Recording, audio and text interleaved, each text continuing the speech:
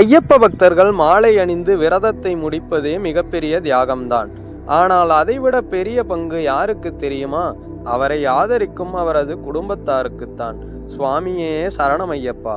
ஒரு ஆண் மாலை அணிந்து விரதத்தை ஆரம்பிக்கும் போது அவரோடு சேர்ந்து முழு குடும்பமும் அந்த ஆன்மீக பயணத்தில் ஈடுபடுகிறது. குடும்பத்தார் செய்ய வேண்டிய 4 முக்கிய ஆதரவுகள். 1. அமைதியான சூழல். வீட்டில் தேவையற்ற சண்டை, சத்தம், அழுத்தம் இவைகளை தவிர்ப்பது விரதத்தை காப்பாற்றும். 2. சுத்தமான சைவ உணவு. சுவாமிக்கு எளிய தூய்மையான உணவுகளை செய்து கொடுப்பது ஐயப்பனுக்கே செய்யும் நேரடி சேவை போன்றது. 3. உணர்ச்சி ரீதியிலான ஆதரவு.